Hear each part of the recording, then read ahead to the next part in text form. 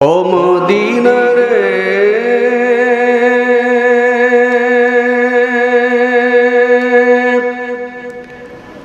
পাখি যদি হতাম আমি, উড়ে উড়ে যাইতাম আমি, থাকতো না মনে কোনো যন্ত্রণা। চিল্লায় আওয়াজ করে বলুন মারহাবা। এতগুলো মানুষের আওয়াজ কি এরকম হলো? আওয়াজ করে চিল্লায় বলুন মারহাবা। আমার সাথে গলা ছেড়ে দিয়ে বলুন আমার সাথে, ও মদিনা রে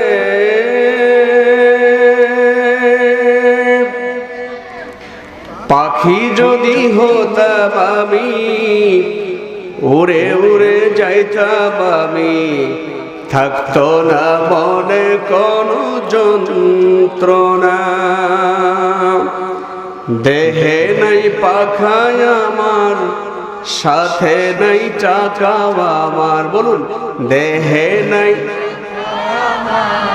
সাথে নাই টাকা আমার, কেমনে কেমনে যাব সেখানি। ও মদিনার মাটি রে সকল সুখ বুঝি তোর কপালে। আমার ভাইয়েরা, আমার আম্মা জানারা, বাবু জানারা, প্রথম কথা হলো এই মেরাজ ইসরা ভ্রমণের রাত্রির ঘটনা।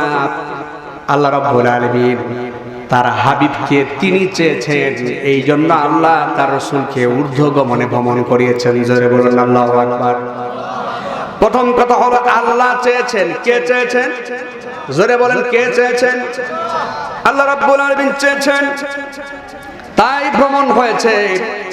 এরপরে দ্বিতীয় নম্বর কথা হলো, লক্ষ্য করুন, মেরাজ সংঘটিত হওয়ার 1 বছর বা কাছাকাছি সময়ের মাঝে বিশ্ব নবী মুহাম্মদ রাসূলুল্লাহ, জোরে বলুন সাল্লাল্লাহু আলাইহি সাল্লাম, মুহাম্মদ সাল্লাল্লাহু আলাইহি সাল্লামের জীবনে কঠিন কষ্টের কিছু চিত্রায়িত অবস্থা হয়ে যায়।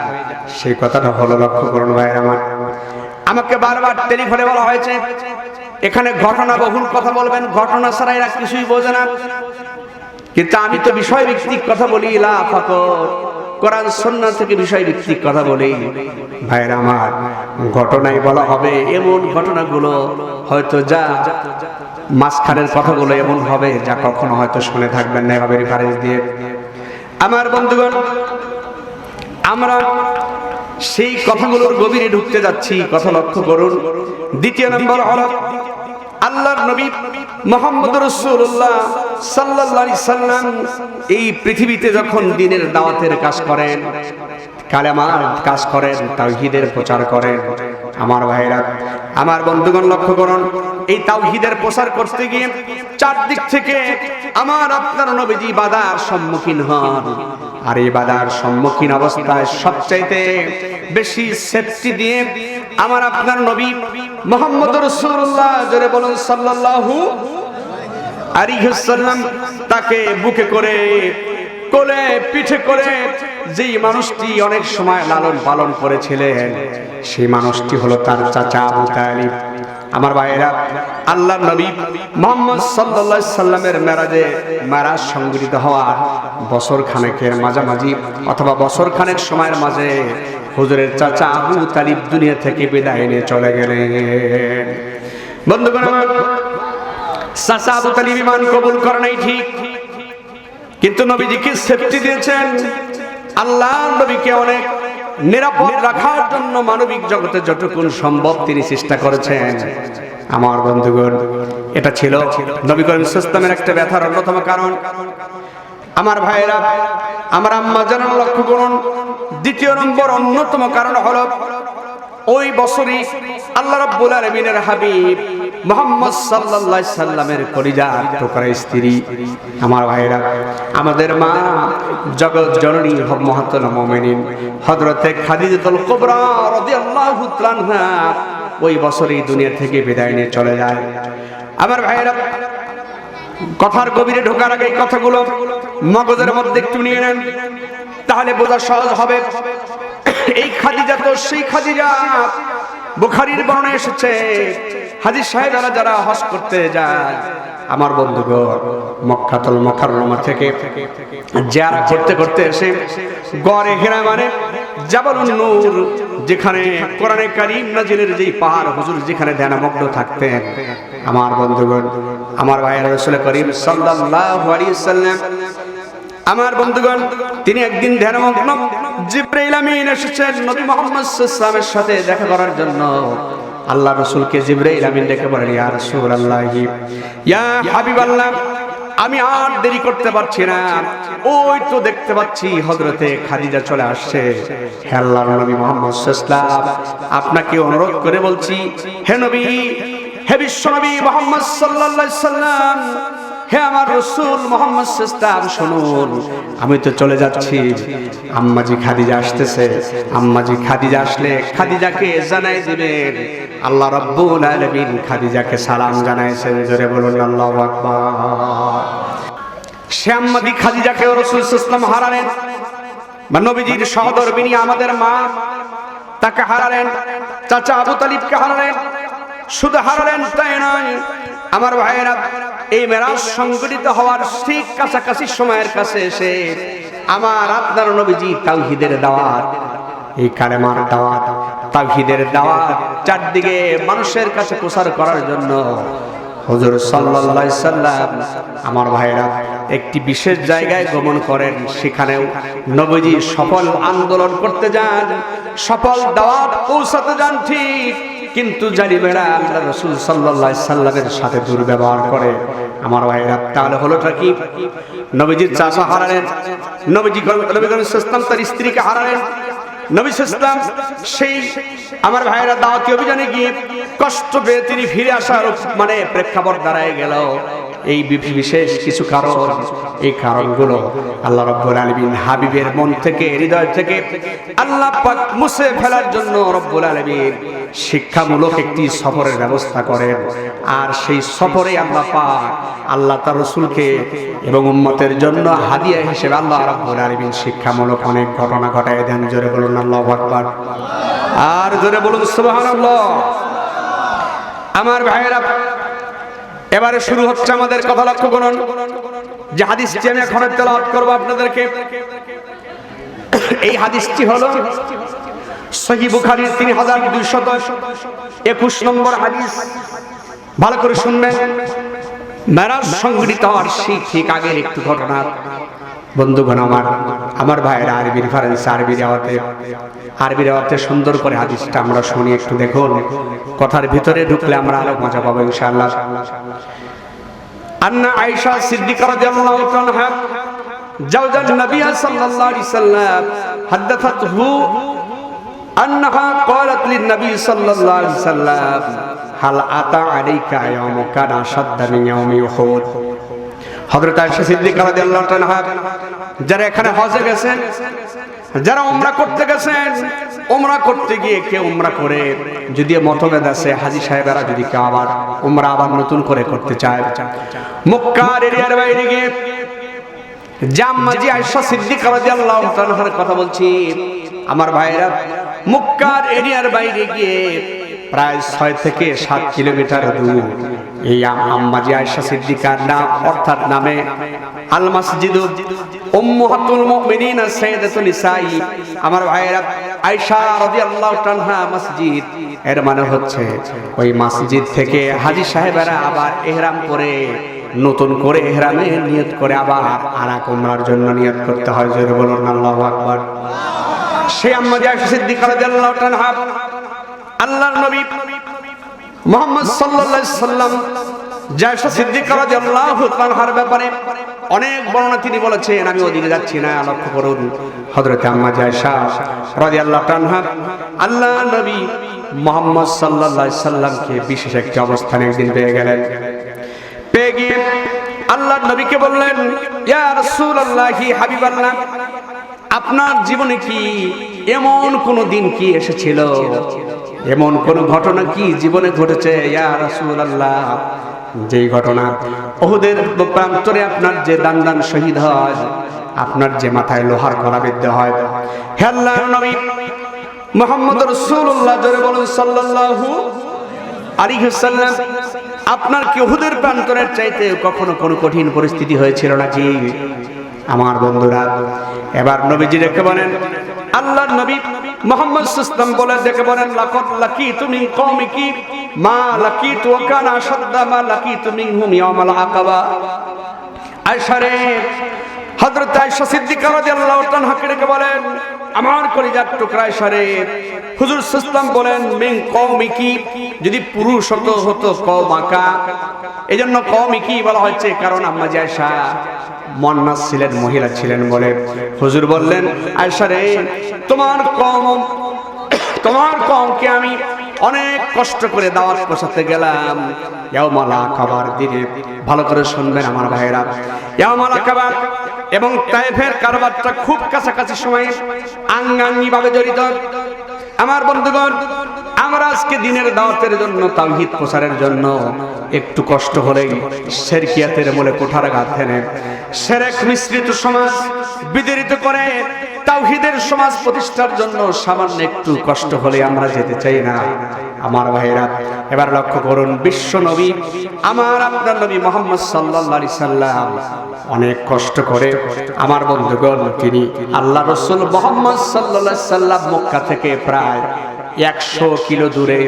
এর মানে হলো আপনার স্টুডেন্ট যারা এখানে আছেন, গুগল মামাকে এখনই জিজ্ঞেস করেন, গুগলে গিয়ে সার্চ করেন আমার ভাইয়েরা, মক্কা থেকে, এর মানে আপনার তায়েফের দূরত্ব কত? মক্কা থেকে তায়েফের দূরত্ব আমার ভাইয়েরা 94.8 কিলোমিটারের মতো, 92.8 কিলোমিটারের মতো, প্রায় 100 কিলোর মতো। জানেন হাজী সাহেবরা যারা যান, আল্লাহর নবী মুহাম্মদ সাল্লাল্লাহু আলাইহি সাল্লাম অনেক কষ্ট করে তিনি তাওহীদের বাণী পৌঁছাবার জন্য আমার ভাইয়েরা এই মেরাজ সংগঠিত হবার বেশ একটু আগে, বেশ কয়েক মাস আগে বা বছর খানেক আগে আমার ভাইয়েরা তিনি চলে যান তায়েফের প্রান্তরে। সেই তায়েফের প্রান্তরে যাওয়ার পর সাধারণ কোনো প্রান্তর না, সাধারণ কোনো জায়গা লক্ষ্য করেন আমার ভাইয়েরা, এই জায়গাটা ভূপৃষ্ঠের ব্যাপারে সমুদ্র মানে ভূবিজ্ঞানীগণ বলেছেন সমুদ্র পৃষ্ঠ থেকে তায়েফের এই শহরটা হলো আমার ভাইয়েরা 6165 ফিট উঁচু। কত ফিট উঁচু? আবার মনে রাখেন, কাহিনী বলবো কিন্তু আমি জানি, আমি বুঝতে পারতেছি সারা দেশে কথা বলি, কিন্তু আপনাদের বেশ কিছু লোককে মনোযোগী পাচ্ছে, কিন্তু এই বাচ্চাগুলোকে একটু পাশে থামাতে হবে। হ্যাঁ, মানে অথচিত বাবু হলে ভিডিওটা রেকর্ড হচ্ছে, শোনা না একটু, এই যে প্লিজ একটু, জি। কারণ হলো আমি বলেছি যে বাজে কথা বলার অভ্যাস নেই, হাসানো কাশানো মানে অন্য কিছু বলে কোরআন সুন্নাহর বহির্ভূত কোনো কথা বলে আপনাদেরকে মাতিয়ে রাখার মতো ক্ষমতা আমার নেই, কারণ এই কাজটা আমি করিও না।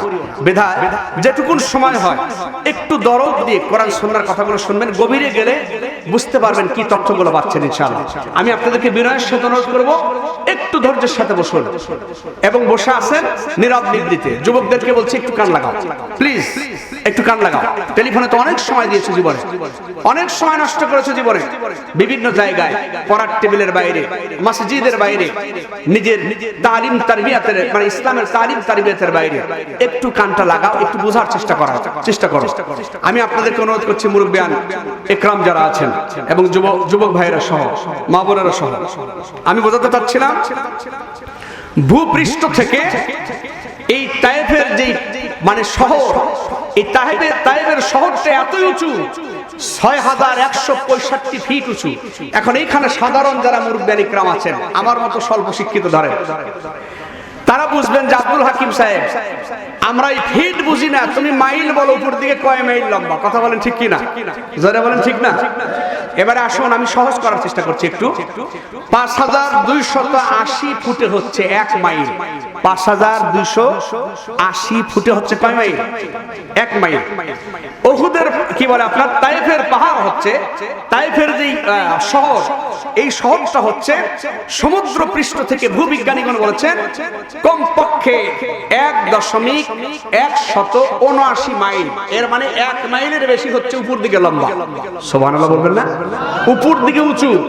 এই জন্য গরমের সিজনেও যদি তায়েফের শহরে যদি যায় লোকেরা, তায়েফবাসীদের মানে তায়েফের শহর দেখতে যদি যায়, তায়েফের জিয়ারা করতে যদি যায়, তাহলে হাজী সাহেবরা তখনও শু পরে, অনেক সময় শীতের পোশাক ছাড়া যেতে পারে না, কারণ অনেক মেঘের খেলা এই 1 মাইল উপর 1 মাইল 100 মাইল উপর থেকে দেখতে পারে হাজী সাহেবরা। চিৎকার করে বলেন আল্লাহু আকবার।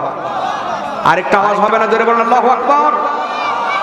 ভাইরা আমার বন্ধুগণ, প্রিয় নবী মুহাম্মদ সাল্লাল্লাহু আলাইহি সাল্লাম, কথাগুলোর গভীরে ঢুকছি, ভালো করে শুনেন একটু দরদ দিয়ে।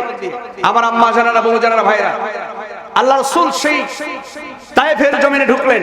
আপনারা তায়েফের ঘটনা জানলেও আমি হাদিসটি বরকতের আশায় তেলাওয়াত করছি, বলবো মূলত অন্য কথা। ভাইরা এই আমার সাবজেক্টের সাথে মানে ওতপ্রোতভাবে হাদিসটা জড়িত।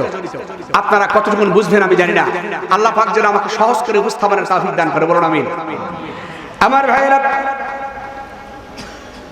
তায়েফের জমিনে, তায়েফের উঁচু শহরে নবী মুহাম্মদ রাসূলুল্লাহ সাল্লাল্লাহু আলাইহি সাল্লাম তাওহীদের দাওয়াত নিয়ে রাসূল সাল্লাল্লাহু আলাইহি সাল্লাম চলে গেলেন। এখন হাজী সাহেবরা যারা চলে গেছেন, যারা দেখেছেন, যারা গেছেন, সৌদি গভর্নমেন্ট সেখানে রাস্তা কেটে কেটে আমার ভাইরা এমন করে রাস্তা করে দিয়েছে, আপনি সেখানে প্রাইভেট কার নিয়ে, বাস নিয়ে হাজী সাহেবরা দলে দলে চলে যাচ্ছে। জোরে বলুন আল্লাহু আকবার। আমার ভাইরা, কিন্তু সেই সময় প্রাইভেট কার ছিল না, কোনো বাস ছিল না, কোনো কিছু ছিল না। আবার নবী, আপনার নবী মুহাম্মদ সাল্লাল্লাহু আলাইহি সাল্লাম এই দুর্গম এলাকা কত কষ্ট করে নবী মুহাম্মদ সাল্লাল্লাহু আলাইহি সাল্লাম নবী আবার তাওহীদের দাওয়াত দেওয়ার জন্য, ইসলামের দাওয়াত দেওয়ার জন্য, কালেমার দাওয়াত দেওয়ার জন্য আমার ভাইরা মানুষগুলোকে আল্লাহর দিকে ফেরাবার জন্য, আল্লাহর দাওয়াত দেওয়ার জন্য, রিসালাতের সাক্ষ্যের দাওয়াত দেওয়ার জন্য হুজুর সাল্লাল্লাহু আলাইহি সাল্লাম চলে গেলেন তায়েফের এই ময়দানে, তায়েফের সেই শহরে। জোরে বলুন আল্লাহু আকবার। ভাইরা, এর পরবর্তী ঘটনা কি লক্ষ্য করুন। হুজুর সাল্লাল্লাহু আলাইহি সাল্লাম বলেন, আল্লাহর নবী নিজ জবানে বলেছেন, হাদিস বলছি সহিহ বুখারীর 3221 নম্বর হাদিস। আপনারা অনলাইনে গিয়ে সার্চ দিলে সহিহ বুখারী থেকে পাবেন হাদিস। ভাইরা আমার আম্মা জানেরা, বাবু জানেরা, ভাইরা, আল্লাহর নবী বলেন, ইদ আরাদতু নাফসি আলা ইবনি আব্দুল ইয়ালিলা ইবনে আব্দুল কুলালিন। হুজুর সাল্লাল্লাহু আলাইহি সাল্লাম বলেন, আমি যখন তায়েফের সেই শহরে চলে গেলাম, তায়েফের যারা মরল, যারা প্রামাণিক গোছের, এদের মধ্যে আব্দুল ইয়ালিল এবং আব্দুল কুলাল, তাদের কাছে চলে গেলাম, সমাজপতিদের কাছে চলে গেলাম। ও সমাজপতির লোকেরা, আমি নবী মুহাম্মদ সাল্লাল্লাহু আলাইহি সাল্লাম, আমি রাহমাতুল লিল আলামিন, তোমরা দয়া করে আল্লাহর তাওহীদে বিশ্বাস করো আর আমার রিসালাতের সাক্ষ্যে বিশ্বাস করো। তোমরা পড়ে নাও লা ইলাহা ইল্লাল্লাহু মুহাম্মাদুর রাসূলুল্লাহ। জোরে বলুন সাল্লাল্লাহু আলাইহি ওয়াসাল্লাম। আমার ভাইয়েরা, আল্লাহর নবী মুহাম্মদ সাল্লাল্লাহু আলাইহি ওয়াসাল্লাম বলেন, ওই তায়েফের মোরলেরা, তায়েফের প্রামাণিক সাহেবেরা, সমাজপতিরা, তোমরা যদি আল্লাহর এই তাওহীদকে গ্রহণ না করো, তাওহীদের দাওয়াত, তোমাদের কাছে আমার বিনয়ের সাথে অনুরোধ হচ্ছে, অন্তত দয়া করে কালেমার তালকিনের, কালেমার দাওয়াতের বিরোধিতা অন্তত ময়দানে করো না। ইসলাম প্রসারের কাজে যদি সহযোগিতা নাও করো, ইসলামের বিরোধিতাটা অন্তত করো না। জোরে বলুন আল্লাহু আকবার।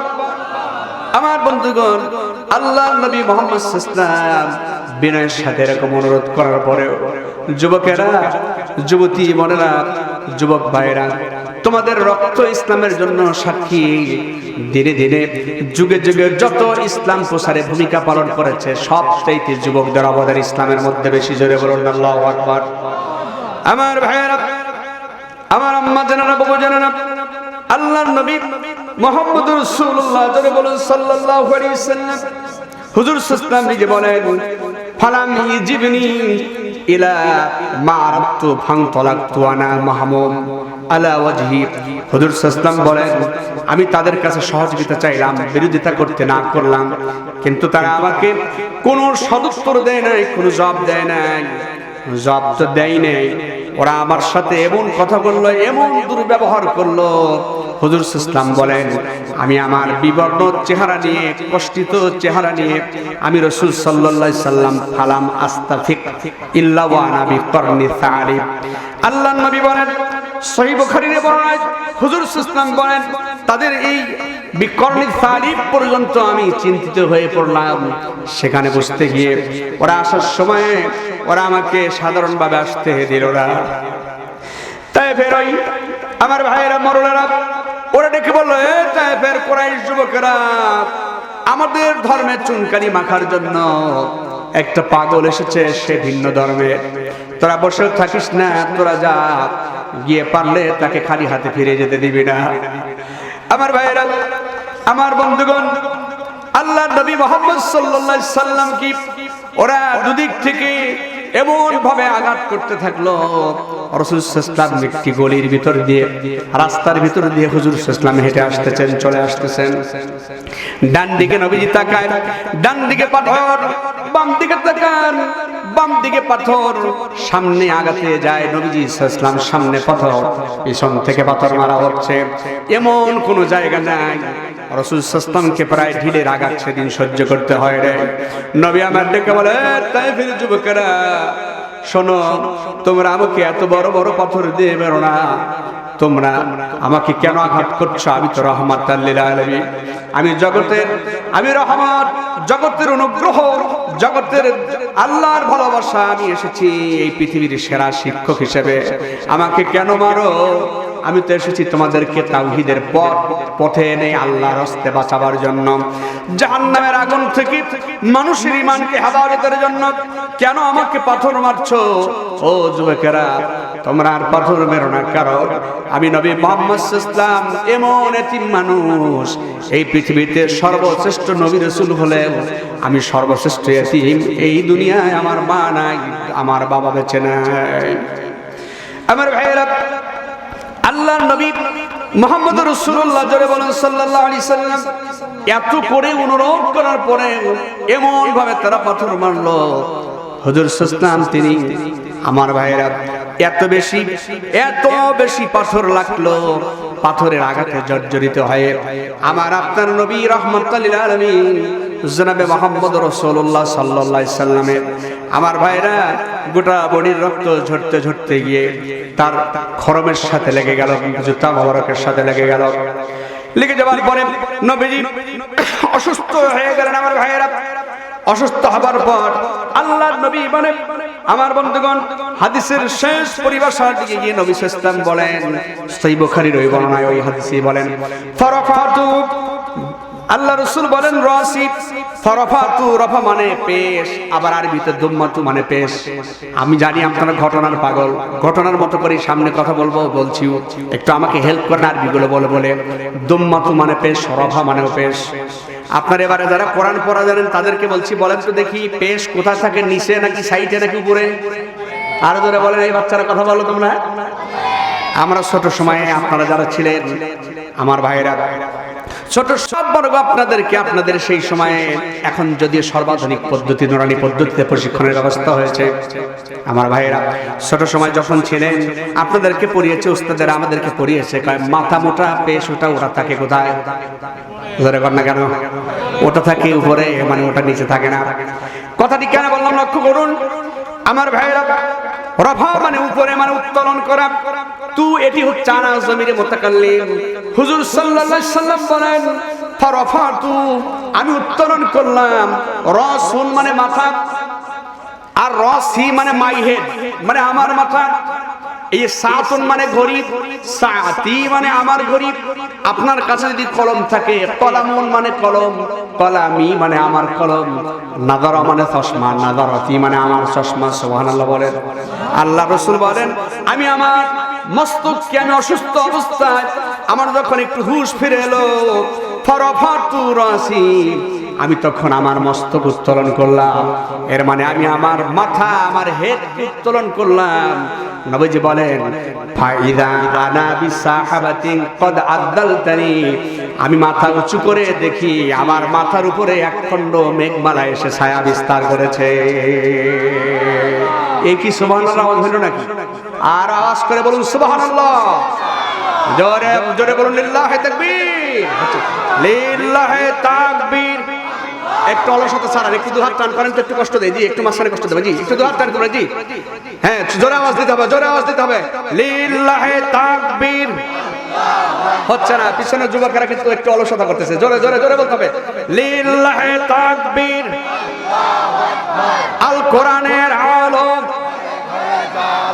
আল হাদিসের আলোক, কোরআন হাদিস যেখানে, আজকের মাহফিল বলুন কবুল হোক। হাততামা একটু কষ্ট দিলাম, সবসিদ্ধ বহির্গত কষ্ট। আমার ভাইরা যে কথা বলছিলাম লক্ষ্য করুন, হুজুর মাথা তুলে লক্ষ্য করে তাকিয়ে দেখেন এক খণ্ড মেঘ আমার মাথার উপরে এসে ছায়া দিচ্ছে। জোরে বলুন না সুবহানাল্লাহ। আর একটু আস্তে বলেন সুবহানাল্লাহ। এই মানে আস্তেই বললেন তাই নাকি? কর্মজার মানুষ কি এরকম নাকি? আর একটু জোরে বলুন সুবহানাল্লাহ। এবারে লাগান ভালো করে আমার ভাইরা, নবীজি মাথা তুলে দেখেন মেঘ খণ্ড এসে ছায়া দিচ্ছে। আমি কি গল্প বলতেছি নাকি সহিহ বুখারীর হাদিস বলতেছি? সহিহ বুখারীর বর্ণনা, হাদিস নম্বর বলেছি 3231 নম্বর হাদিস। আমার ভাইরা এবারে দেখেন শুধু মেঘ খণ্ডই নবীজি দেখলেন না, আম্মা জানেরা বাবু জানেরা ভালো করে শুনুন। নবীজি বলেন ফানাযারতু, নাযার মানে লক্ষ্য করা, আবার নাযার মানে চশমা। হুজুর বলেন ফানাযারতু, আমি লক্ষ্য করে তাকিয়ে দেখি ফিহা জিবরিল, মেঘ খণ্ডের মধ্যে হযরত জিবরাইল আমিন বসে আছে। কে বসে আছে? আর জোরে বলেন কে বসে আছে? আল্লাহর নবী অসুস্থ, নবী সাল্লাল্লাহু বেশ তারা কষ্ট দিয়েছে। আল্লাহর নবী বলেন আমার মাথার উপরে এক খণ্ড মেঘ, আর মেঘের খণ্ডের মাঝে দেখি হযরত মেঘের খণ্ডের মাঝে হযরত জিবরাইল আলাইহিস সালাম বসে আছে। সুবহানাল্লাহ বলেন। এখন আসুন জিবরাইল কি বলল? নবীজি নিজ জবানে বলেছেন ফানাদানি, নাদা মানে ডাকা, নি মানে আমাকে।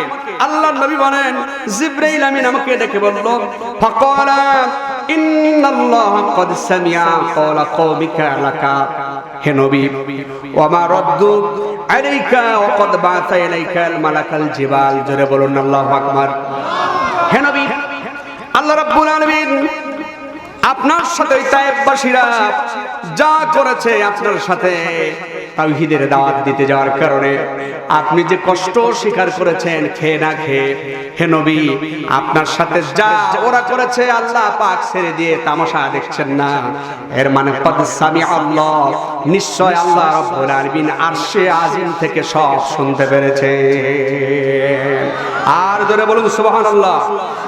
খেয়ে না খেয়ে দিন প্রচারের তরে নিজেকে দিয়েছ বিলিয়ে, তায়েফের কাফেরেরা চিনল না আলো, দুষ্ট ছেলেদের পিছু দিল লেলিয়ে। পাথরের আঘাতে ক্ষত বিক্ষত নবী, সারা শরীর থেকে রক্ত ঝরে। হে রাসূল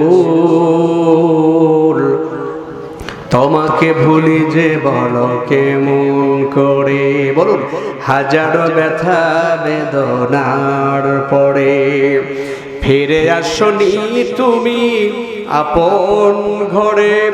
দিনের আলো তুমি জ্বালিয়ে দিতে, চলে গেলে মদিনায় মক্কা ছেড়ে।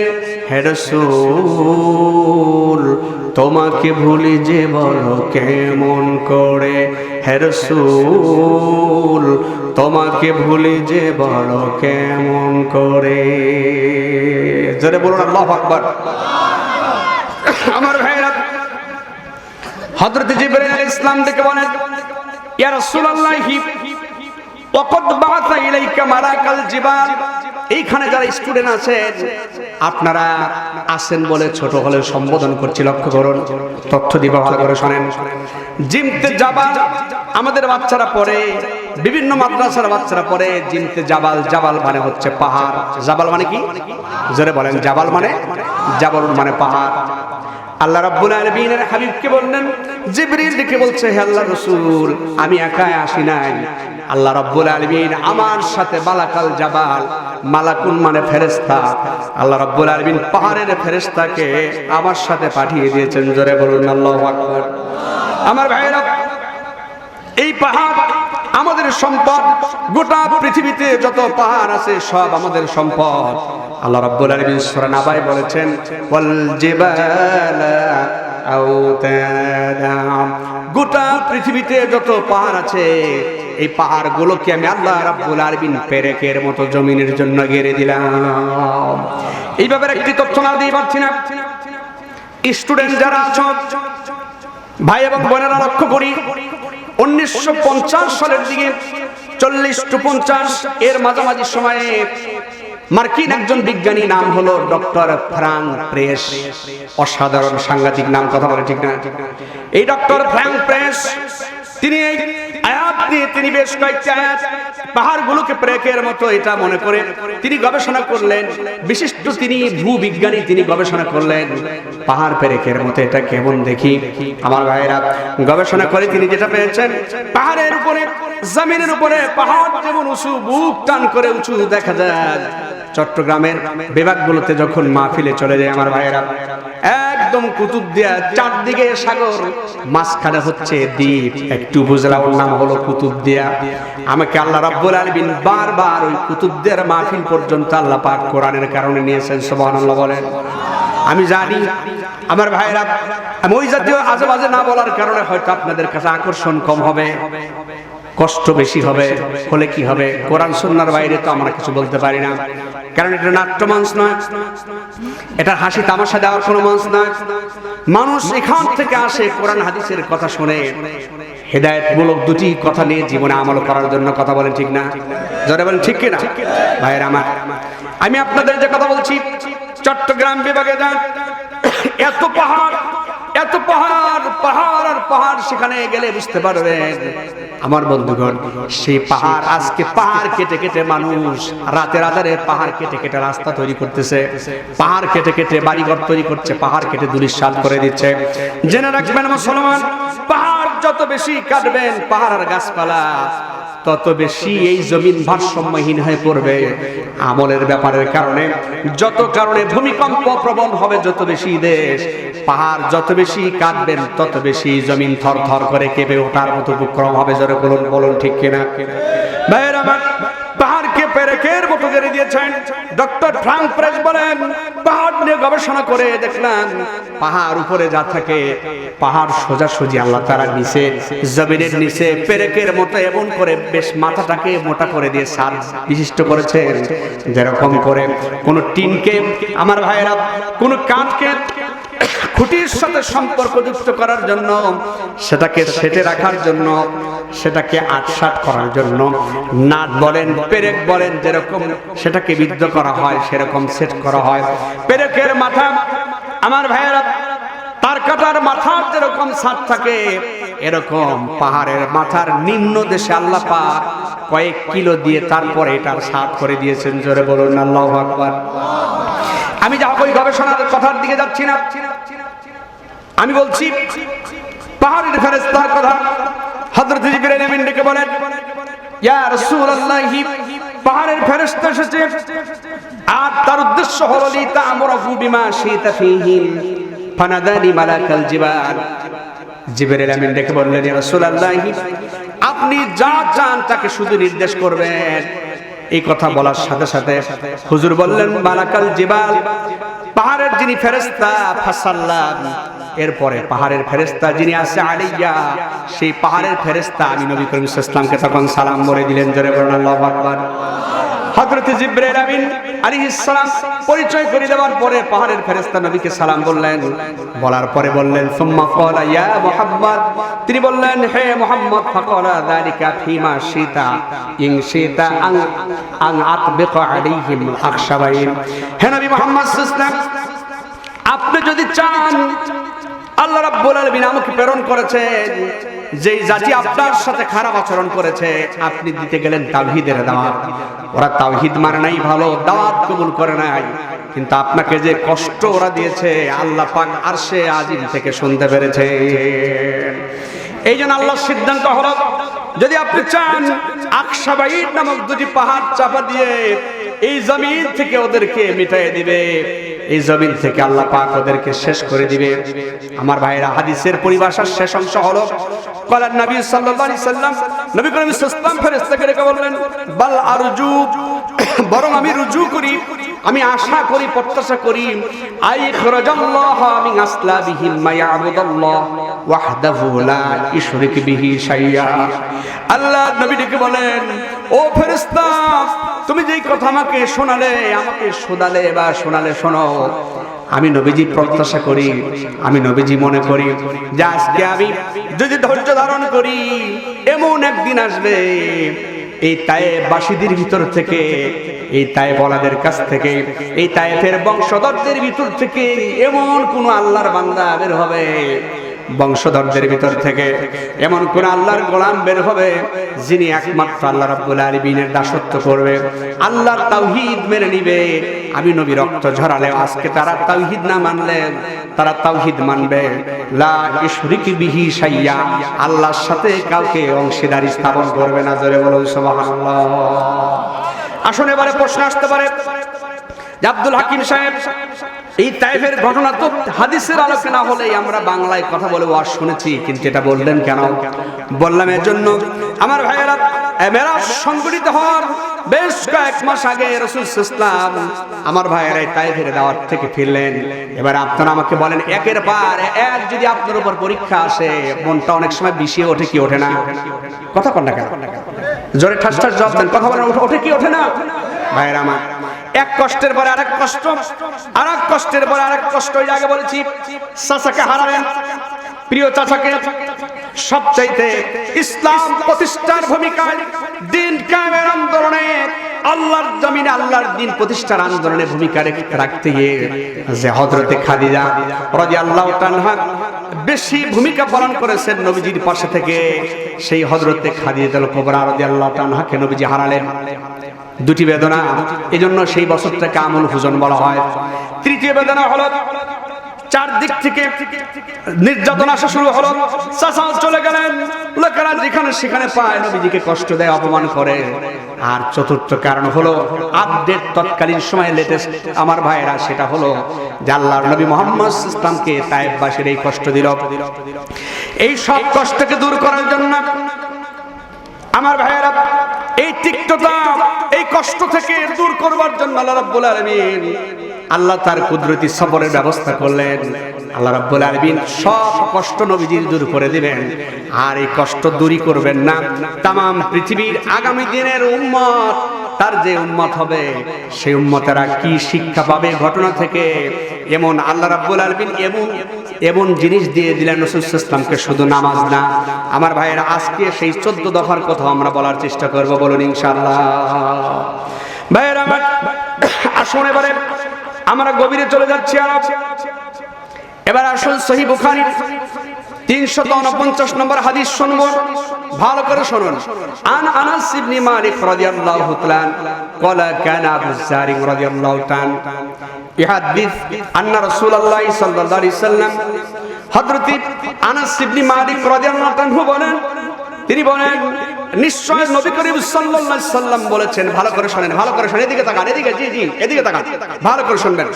আল্লাহ নবী বলেন, ক্বালা ফুরিজান সাকফি বাইতি ওয়া নাবি মক্কা, আমি নবী মুহাম্মদুর রাসূলুল্লাহ, জোরে বলুন সাল্লাল্লাহু আলাইহি ওয়াসাল্লাম, মক্কায় হাতিমের পাশে যারা হজ করতে গেছেন, খানায়ে কাবার পাশে বরকতময় মোবারকপূর্ণ জায়গা, নবী মুহাম্মদ সাল্লাল্লাহু আলাইহি ওয়াসাল্লাম বলেন, আমি মক্কায় হাতিমের পাশে, আমি নবী মুহাম্মদ সাল্লাল্লাহু আলাইহি ওয়াসাল্লাম সেখানে অবস্থান করছিলাম। ভালো করে শুনবেন, সেই জায়গা আমার ঘর। শুনতেছেন কথা, শুনতেছেন? সেই জায়গা আমার ঘর, ভালো করে শুনবেন।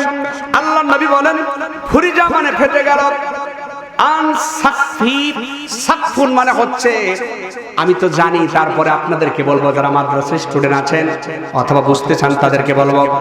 আমার ভাইয়েরা, সাকফুন মানে গুগল মামাকে এখনই লিখে সার্চ দেন, সিন পপ ফা, এই সাকফুন মানে হচ্ছে ঘরের চাল বা ছাদ।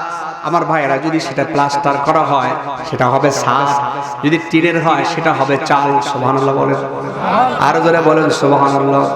নবী মুহাম্মদ সাল্লাল্লাহু আলাইহি ওয়াসাল্লাম বলেন, আমার আপনার নবী বলেন, ফুরিজা মানে ফেটে গেল, আন সাকফি বাইতুন, বাইতুন মানে ঘর, বাইতি মানে আমার ঘর। ওই যে আগে বলেছি আমার ভাইয়েরা, নাদরা মানে চশমা, কমিস মানে হচ্ছে জামা, কমিসি মানে হচ্ছে আমার জামা। জোরে বলুন আল্লাহু আকবার। আল্লাহর নবী মুহাম্মদ সাল্লাল্লাহু আলাইহি সাল্লাম বলেন, ও মুসলমানেরা লক্ষ্য করুন, নবী মুহাম্মদ সাল্লাল্লাহু আলাইহি সাল্লাম বলেন, আল্লাহ নবী মুহাম্মদ সাল্লাল্লাহু আলাইহি সাল্লাম বলেন, হঠাৎ করে দেখি আমি ঘুমের ঘরের মধ্যে থাকার মতো তন্দ্রা তন্দ্রা ভাব, আমি দেখি আমার ঘরটা, ঘরের চালটা ফেটে গেল, ঘরের ছাদ ফেটে গেল। জোরে কন্না আল্লাহু আকবার। শুধু ফেটেই গেল না, ফাটার সাথে সাথে লক্ষ্য করে তাকিয়ে দেখি, ওই ফাটলের দিকে যখন লক্ষ্য করেছি আমি দেখি ফানাজালা জিবরাইল, হযরতে জিবরাইল আমিন সেই ফাটল দিয়ে চলে আসতেছে। সুবহানাল্লাহ হলো নাকি? মনোযোগ করে দেব তাহলে একটু জোরে সরে কন্যা সুবহানাল্লাহ। আর সামান্য একটু সময় কষ্ট দেবো ভাইরা আমার, আধা ঘন্টা সহ্য হবে তো ইনশাআল্লাহ? ইনশাআল্লাহ ঠিক আছে তো, আধা ঘন্টা সহ্য হবে ইনশাআল্লাহ। জি, আমরা চেষ্টা করবো আধা ঘন্টার মধ্যে গোটাটা, কারণ আপনারা বললেও না বললেও, কারণ 12:30টার পরে আর যাওয়া উচিত হবে না। লক্ষ্য করুন আমার ভাইরা, আউযু বিল্লাহি মিনাশ শাইতানির রাজিম, বিসমিল্লাহির রহমানির রহিম। ভাইরা আমার, বলছিলাম হুজুর সাল্লাল্লাহু আলাইহি ওয়াসাল্লাম ঘরের ছাদ ফেটে যখন জিবরিল আমিন আসতেছিলেন, আপনারা জানেন এইখানে যারা উস্তাদ আছেন, যারা আপনারা ইসলামিক হিস্ট্রি পড়েছেন, যারা ওহী নাজিলের বিভিন্ন প্রেক্ষাপট পড়েছেন, তারা আপনারা জেনে থাকবেন ওহী বিভিন্ন প্রক্রিয়া আসতো। হুজুর সাল্লাল্লাহু আলাইহি ওয়াসাল্লাম জানেন যে এই প্রক্রিয়ার ভিতর দিয়ে না, আজকে জিবরিল সাধারণভাবে আসছে না, আজকে জিবরাইল আমিন ঘরের ছাদ ফাটায় চলে আসতেছে। জোরে বলুন আল্লাহু আকবার। ভাইরা আমার, ঘরের ছাদ যেহেতু ফেটেছে, আজকে সাধারণ কোনো সফর হবে না, নিঃসন্দেহে আজকে বড় ধরনের কোনো কাণ্ড ঘটতে যাচ্ছে। জোরে বলুন একটু সুবহানাল্লাহ। আমার ভাইরা, নবী মুহাম্মদ রাসূলুল্লাহ সাল্লাল্লাহু আলাইহি সাল্লাম বলেন, ঘরের ছাদ ফেটে গেল, জিবরিল আমিন আসলেন, আসার পরে আল্লাহর ফেরেশতা হযরত জিবরিল আমিন আমাকে তুলে নিয়ে গেলেন। যাবার পরে ফারাজা সাদরি, ফাঁকা জায়গায় নিয়ে হযরত জিবরাইল আমিন বলেন, জহরুন মানে পিঠ, সদরুন মানে আমার ভাইরা বক্ষ, বাতনুন মানে পেট, সদরুন মানে বক্ষ। ভালো করে বোঝেন আমার ভাইরা। আল্লাহর নবী বলেন ফারাজা সাদরি, আল্লাহর নবী বলেন জিবরিল আমিন আলাইহিস সালাম আমাকে পাশে নিয়ে ফাঁকা জায়গায় নিয়ে তিনি আমাকে আমার বক্ষটাকে তিনি খুলে ফেলে দিলেন। এর মানে আমার বক্ষটাকে চিরে ফেলে দিলেন। জোরে বলুন আল্লাহু আকবার। বক্ষ চিরে ফেলার পরে সুম্মা গাসালাহু বিমাই জামজাম, হযরত জিবরাইল আমিন বলেন আমার ভিতর থেকে আমার হার্ট বের করে, আমার কল্ব বের করে জিবরাইল আমিন আলাইহিস সালাম জামজামের পানি দিয়ে সুম্মা জাআ বি তাসতিন মিন জাহাবিন মুমতালিয়া, হযরত জিবরাইল আমিন আলাইহিস সালামের ব্যাপারে নবীজি বলেন আমার বক্ষটাকে জামজামের পানি দিয়ে ধৌত করে দি পার্টস অফ বডি, শরীরের যে অঙ্গ প্রত্যঙ্গ তিনি বের করার কথা মনে করেছেন, চিন্তা করেছেন, আমার সেই কলব, আমার হৃদয়, আমার হার্ট, আমার আত্মাটাকে জিবরিল আমিন জামজামের পানি দিয়ে ধুয়ে তিনি করলেন কি, জান্নাতের সোনার পাত্রের ছোট পাত্রের মধ্যে জিবরিল আমিন জামজামের পানি দিয়ে ধুয়ে রেখে দিলেন। আর ধরে বলুন না সুবহানাল্লাহ। ভাইরা আমার, রেখে দেওয়ার পরে আল্লাহ রাসূল বলেন শুধু রেখেই দিলেন না, মুমতালিয়া হিকমাতাও ওয়া ঈমানান ফাফরাগাহু ফি সাদরি সুম্মা আতবাকাহু। এরপরে জিবরাইল আমিন আলাইহিস সালামের ব্যাপারে নবীজি বলেন এরপরে আমার হিকমত এবং ঈমান দিয়ে আমার হৃদয়টাকে আরো বেশি পরিপূর্ণ করে দিলেন জিবরাইল আমিন। আল্লাহর পক্ষ থেকে এটা দিলেন, দেবার পরে এরপরে আমার বক্ষটাকে আবার জোড়া লাগালেন, এর মানে চাপায় দিলেন। আমার বন্ধুগণ, এবার আপনারা বলুন, পৃথিবীর যারা মেডিকেল সায়েন্টিস্ট, যারা চিকিৎসা বিজ্ঞানী, যারা ডাক্তার বড় বড়, আমার বন্ধুগণ, মুহাম্মদ সাল্লাল্লাহু আলাইহি সাল্লামের এই যে ওপেন হার্ট সার্জারির মতো আল্লাহ রাব্বুল আলামিন কুদরতি এই সফরের সময়ে আল্লাহ রাসূলের যেই মামার ভাইয়েরা বক্ষটাকে চিরে ফেলা হয়, এই আল্লাহ রাসূল সাল্লাল্লাহু আলাইহি সাল্লামের বক্ষ চেরা থেকে আমার বন্ধুগণ, বিজ্ঞানীগণ, চিকিৎসা বিজ্ঞানীগণ ওপেন হার্ট সার্জারির মতো চিকিৎসাকে আবিষ্কার করেন। জোরে বলুন আল্লাহু আকবার। ভাইরা আমার, এটা করার পরে এবারে আসুন, আগে কি বললাম সহিহ মুসলিমের বুখারী 349 নম্বর হাদিস। এবার আসুন সহিহ মুসলিমের 300 নম্বর হাদিস আমরা শুনবো। এরপরে নবী মুহাম্মদ সাল্লাল্লাহু আলাইহি ওয়াসাল্লাম বলেন, আনাস ইবনে মালিক রাদিয়াল্লাহু তাআলা হযরত আনাস ইবনে মালিক রাদিয়াল্লাহু আনহু বলেন আন্না রাসূলুল্লাহ সাল্লাল্লাহু আলাইহি সাল্লাম নিশ্চয় নবী করিম সাল্লাল্লাহু আলাইহি সাল্লাম রাসূল সাল্লাল্লাহু আলাইহি বলেন আউতিতু বিল বরাক, এরপরে আমি নবী মুহাম্মদ সাল্লাল্লাহু আলাইহি ওয়াসাল্লামের সামনে বোরাক আনা হলো। সুবহানাল্লাহ বলেন, আর একটু জোরে বলেন আল্লাহু আকবার। বোরাক আনা হলো, বোরাক আনার পরে অহুয়া দাব্বাতু আবাইদু তাবিল, তার কালার ছিল, বর্ণ ছিল সাদা।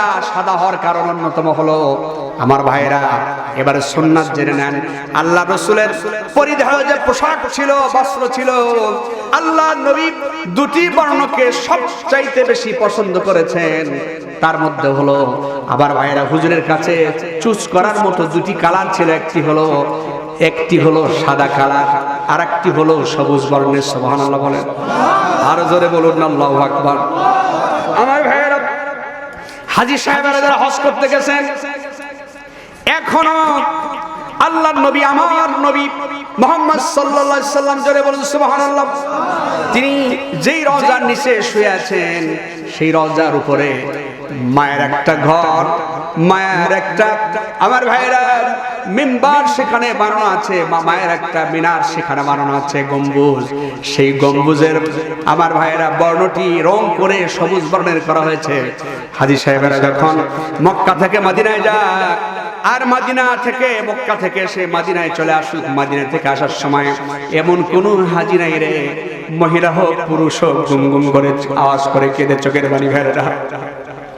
আমার ভাইরা, নবী মুহাম্মদ সাল্লাল্লাহু আলাইহি ওয়াসাল্লামের ওই সবুজ গম্বুজের ওই মায়াভরা ঘর, আল্লাহ নবী মুহাম্মদ সাল্লাল্লাহু আলাইহি ওয়াসাল্লামের আনুগত্য আদর্শের কথা মনে করে, মহব্বতের কথা মনে করে, এমন কোন মত বেটাবিটি নাই সেখানে গিয়ে চোখের পানি না ফেলে দরুদ পড়তে পড়তে সালাম জানাতে জানাতে বিদায় নেয়। জোরে বলুন আল্লাহু আকবার। ভাইরা আমার বন্ধুগণ, এবারে বোরাক আনার পরে নবীজি বলেন সে বোরাক হলো, আল্লাহ নবী বলেন, হুজুর সাল্লাল্লাহু বলেন গাদা থেকে একটু বড় আর খচ্চর থেকে একটু ছোট, কিন্তু সেই বোরাকের গতি কত ছিল। রাসূল সাল্লাল্লাহু সহিহ মুসলিমের 300 নম্বর হাদিসে অসাধারণভাবে বলেছেন, ইয়াদা ওয়া হাফিরাহু ইনদা মুনতাহা তরফিহি, হুজুর বলেন একবার তাকালে দৃষ্টি শক্তি যত দূর যায়, এই বোরাকের গতি এত বেশি, এক লাফে দৃষ্টির সীমানা অত দূর পার হয়ে যায়। আর জোরে বলুন আল্লাহু আকবার। ভাইরা আমার, আমি নিয়ে যাব 14 দফায়। কয় দফা? 14 দফা ইনশাআল্লাহ। কথা সংক্ষিপ্ত করছি, বহু লম্বা চওড়া কথা, হাদিসগুলো রেখে যাচ্ছি, নিজে পড়ালেখা করি, লাফাখর গবেষণা করি, আমার বাইরে লেখালেখি করে বিভিন্ন কিতাব থেকে হাদিসগুলো সাজিয়ে নিজের মতো করে নোট করে বিষয়ভিত্তিক কথা বলি। এবার লক্ষ্য করুন আমার ভাইরা, সেই বোরাক আনা হলো ঠিক, কিন্তু বোরাকের সিস্টেম কি ছিল সেটা হাদিস শরীফে সুনান তিরমিজির 3131 নম্বর হাদিসে আমরা চলে গেলে পেয়ে যাব। জোরে বলুন না সুবহানাল্লাহ। সেই হাদিসের ব্যাপারে আল্লাহর নবীর বিশ্বস্ত এবং কলিজার টুকরা সাহাবী আনাস ইবনে মালিক রাদিয়াল্লাহু তাআলা বলেন, আন্নান নবী সাল্লাল্লাহু আলাইহি সাল্লাম, নিশ্চয় নবী করিম সাল্লাল্লাহু আলাইহি ওয়াসাল্লাম বলেন, উতিয়াল বিল বুরাকি, আমার জন্য বোরাক আনা হলো, লাইলাতা উসরিয়া বিহি, আমার রাতের ভবনের সেই রাতটিতে আমার জন্য বোরাক আনা হলো। আমার ভাইয়েরা, হুজুর সাল্লাল্লাহু বলেন মুলজামান মুসরাজান, সেই বোরাকের সেখানে নবী সাল্লাল্লাহু বলেন বোরাকের মুখে ছিল লাগামাটা। বিশেষ করে আকর্ষণীয় যেটা ছিল সেটা হলো বোরাকের পেটের উপরে, মানে পিঠের উপরে সেখানে জিনপোষ আটা। জিনপোষ আটা মানে হলো, আপনারা দেখে থাকবেন আগের রাজা বাদশাহরা যখন সফর করত, ঘোড়ার উপরে দুলদুল ঘোড়ার উপরে অনেক সময় সুন্দর পোশাক থাকছে কি থাকে নাই, বসার আসন থাকছে কি থাকে নাই, গদি, ওই হুজুর বলেছে গদির মতো। এখন আবার মানুষ কোরআন সুন্নাহ না বুঝে এমনি একটা ছবি আঁকায়, ঘোড়ার মতো আঁকায়, ঘোড়ার দুই পাশে ঘোড়ার পাশে দুটো পাক দিয়ে অনলাইনের জামানায় ছবি একটা ছেড়ে লেখা কয় হাজা বোরাকুন নবী সাল্লাল্লাহু আলাইহি সাল্লাম, জোরে কোন নাউজুবিল্লাহ। আমার ভাইয়েরা, আল্লাহর নবীকে যেই বোরাক দিয়ে আল্লাহ রাব্বুল আলামিন যেই দ্রুত গতি সম্পন্ন বাহন দিয়ে আল্লাহ পাক নিয়েছেন, পৃথিবীর এমন কোন চক্ষু নাই সেই বোরাককে অন্তত চিন্তা করতে পারে এমন কোনো চোখ নাই নবীজি ছাড়া। আর যারা দেখেছেন তারা ছাড়া, যাদেরকে আল্লাহ দেখার সুযোগ দিয়েছেন তখন তারা ছাড়া এমন কোন শিল্পী নাই শৈল্পিক তিলের আস্তুলির আসরে আমার ভাইয়েরা সেটি ফুটিয়ে তুলতে পারে। সুতরাং নবী মুহাম্মদ সাল্লাল্লাহু আলাইহি ওয়াসাল্লাম বলেন, আমাকে নিয়ে আসার জন্য যে বোরাক নিয়ে আসা হলো মুসরাজানুল জামান, এর মানে হচ্ছে জিন পোষাটা মুখে লাগাম লাগানো সুন্দর একটি বোরাক, সুন্দর একটি প্রাণী নিয়ে আসা হলো। হুজুর সাল্লাল্লাহু আলাইহি ওয়াসাল্লাম বলেন, হাদিস ভালো করে শুনেন, ফাস্তাস, তিনি আল্লাহ রাসূল বলেন ফাস্তাসআব। এরপরে নবী সাল্লাল্লাহু আলাইহি ওয়াসাল্লাম বলেন আলাইহি, হুজুর যখন সেই বোরাকে উঠবেন তখন বোরাকটা একটু নড়াচড়া শুরু করলো। কি শুরু করলো? জোরে বলেন না কেন? একটু গাড়ি যদি নড়াচড়া করে তাই তো আপনার উঠতে কষ্ট হয়, কথা বলেন না কেন? বোরাক নড়াচড়া করতে শুরু করলো। শুরু করার পরে ফাকার আল্লাহু, এবারে জিবরিল বোরাকের উদ্দেশ্যে বললেন, আবি মুহাম্মদ তাফআল, তুমি মুহাম্মদ সাল্লাল্লাহু আলাইহি ওয়াসাল্লামের সাথে কি করছো বোরাক রে? মুহাম্মদ সাল্লাল্লাহু আলাইহি ওয়াসাল্লামের সাথে কি আচরণ করছো শোনো। হাদা ফামা রাকিবাক আহাদু আকরামু আলাল্লাহ মিনহু, অবরাক শোনো, তোমার উপরে এমন একজন মানুষ মহামানব আজকে আরোহণ করতে যাচ্ছে, তোমার উপরে এমন একজন মানুষ চড়তে যাচ্ছে, ভ্রমণ করতে যাচ্ছে, আমার দৃঢ় বিশ্বাস তোমার উপরে ইতিপূর্বে এত সম্মানিত মানুষ আর কোনোদিন ওঠে না। আর একটু জোরে বলুন না সুবহানাল্লাহ। ভাইরা আমার, আল্লাহর নবী মুহাম্মদ সাল্লাল্লাহু আলাইহি ওয়াসাল্লাম বলেন, জিবরাইল আমিন এই কথাটা বললাম, বলার সাথে সাথে যখনই নবীর নাম বলেছে, নাম বলার সাথে সাথে হাদিস শরীফে এসেছে কলা ফারফাদ্দা আরাকান, হুজুর সাল্লাল্লাহু আলাইহি ওয়াসাল্লাম বলেন আমার নাম যখনই বলল জিবরিল, বলার সাথে সাথে পুরা ঘাড়মক্ত হয়ে গেল, ভয়ে ঘাড়মক্ত হয়ে গেল। জোরে বলুন আল্লাহু আকবার। ভাইরা আমার, সে নবীর আদর্শ, সেই নবীকে মহব্বত করার দরকার আছে না নাই? সে নবীর আদর্শ আমাদের সমাজে বাস্তবায়নের দরকার আছে না নাই? আমার ভাইরা এবার লক্ষ্য করুন আমার বন্ধুগণ, এর মধ্যে গিয়ে আরেকটু কথা আস্তে আস্তে করে গিয়ে না বললেই চলছে না। যে কথাটি হলো আমার ভাইরা, আবার চলে যেতে হবে আমাদেরকে সহিহ মুসলিমের 300 নম্বর হাদিসের বর্ণনায়, তাহলে ভালো বুঝতে পারবো আমরা। বোরাক নিয়ে গেল, ছুটে নিয়ে গেল, আল্লাহ নবী মুহাম্মদ সাল্লাল্লাহু আলাইহি ওয়াসাল্লামকে নিয়ে কোথায় গেল? আল্লাহর হাবিব বলেন, ক্বালা ফারাকিবতুহু হাত্তা আতাইতু বাইতুল মুকাদ্দাস, আল্লাহ রাসূল মুহাম্মদ সাল্লাল্লাহু আলাইহি ওয়াসাল্লামকে নিয়ে আমার বন্ধুগণ ওই যে ফিলিস্তিনের বাইতুল মুকাদ্দাস, ওই বাইতুল মুকাদ্দাসকে ঘিরে আমার ভাইরা আল্লাহর ঘরগুলোকে ঘিরে আজও পর্যন্ত ইহুদিরা নাসারারা সংগ্রাম করে যাচ্ছে সেই ঘরগুলোকে। আমার ভাইরা সেই ঘরগুলোকে নিজেদের আস্তানায় নিয়ে নবী রাসূলের এই সুনাম সৌন্দর্যকে পদচারণা করে নষ্ট করে দিতে। তবে জেনে রাখো, এমন একটি সময় আসবে, আল্লাহর কসম, সব ইহুদি নাসারারা সব দুনিয়া থেকে বিদায় নিয়ে চলে যাবে। এমন একটা সময় আসবে, ইসলাম তার আপন গতিতে, মদিনার ইসলাম বিজয় বেশে আবার মদিনার দিকে ফিরে যাবে। কোন একদিন এদেশের আকাশে কালিমার পতাকা উড়বে, সেদিন সবাই আল্লাহরই বিধান পেয়ে দুঃখ বেদনা ভুলবে। একাকিনী নারীরা পথ দিয়ে হেঁটে যাবে, কেউ কোনো কটু কথা কবে না, অন্যায় জুলুম রাহাজারি অনাচার খুন আর সন্ত্রাসী রবে না। সেদিন তো আর নেই বেশি দূরে, আর একটু পথ গেলে মিলবে, সেদিন সবাই আল্লাহরই বিধান পেয়ে দুঃখ বেদনা ভুলবে। জোরে বলুন আল্লাহু আকবার, আর জোরে বলুন আল্লাহু আকবার। আমার ভাইয়েরা, আমার বন্ধুগণ, আমি যে কথা বলছিলাম, দেখেন কি বলবো, কোথায় যাব, কর 12:30টার মধ্যে গোটা বেটা ঠিক কালেকশন তো কিছু করবো ইনশাআল্লাহ। ওস্তাদ জি সিগন্যাল দিচ্ছে 12:20 বাজে, আমারে তুললেন পরে এখন করবোটা কোন দিকে, অনেক মানে এর মানে কিছুই তো বোঝাতে পারলাম না জনগণকে, মানে আগাও হয় নাই, মাথাও হয় নাই, শেষও হয় নাই, কথা বলে ঠিক না ভাইয়ের আমার? সংক্ষেপে খুব সংক্ষেপে সামনে একটু আগাচ্ছি, লক্ষ্য করুন। এরপরে নবীজি বলেন, তিনি বলেন সুম্মা দাখালতুল মাসজিদা ফাসাল্লাইতু ফীহি রাকাতাইন। এরপরে আমি নবী মুহাম্মদ সাল্লাল্লাহু আলাইহি ওয়াসাল্লাম মসজিদে ঢুকে গেলাম। মসজিদে ঢুকে যাবার পরে আমি ঘরের মধ্যে গিয়ে, আল্লাহর ঘরে গিয়ে দেখি বাইতুল মাকদাসের মধ্যে এই পৃথিবীর সব নবীরা সেখানে হাজির হয়ে আছে। জোরে বলুন আল্লাহু আকবার। সব নবীরা সেখানে হাজির। হুজুর সাল্লাল্লাহু আলাইহি ওয়াসাল্লাম বলেন ফাসাল্লাইতু ফীহি রাকাতাইন। আল্লাহ নবী মুহাম্মদ সাল্লাল্লাহু আলাইহি ওয়াসাল্লামের জন্য অপেক্ষায় আছে হযরত জিবরিল আমিন আলাইহিস সালাম। রাসূল সাল্লাল্লাহু আলাইহি ওয়াসাল্লামকে মুসাল্লার উপরে গিয়ে যায় নামাজে দাঁড় করায় দিলেন। আমার ভাইয়েরা, নবীজি সব নবীদের ইমাম হয়ে নামাজ পড়ালেন। এই জন্য আমরা বলি সাইয়্যিদুল মুরসালিন খাতামান নবিয়্যিন মুহাম্মদুর রাসূলুল্লাহ, জোরে বলুন সাল্লাল্লাহু আলাইহি ওয়াসাল্লাম। আমার ভাইয়েরা লক্ষ্য করুন, ভালো করে শুনবেন। এই সালাতের পরে অনেক লম্বা চড়া কথা রেখে গেলাম। হুজুরকে বেশ একটু রিল্যাক্স মোডে দেওয়া হলো। এই রেস্টের জায়গায় নিয়ে আল্লাহর নবী মুহাম্মদ সাল্লাল্লাহু আলাইহি ওয়াসাল্লামকে কি দেওয়া হলো? আমার ভাইয়েরা, সফরের পরে হুজুরকে আপ্যায়ন করতে দেওয়া হলো। আমার বন্ধুগণ, এই হাদিসটি সহিহ বুখারীর 4709 নম্বর হাদিস। আবার বলছি, সহিহ বুখারীর 4709 নম্বর হাদিস।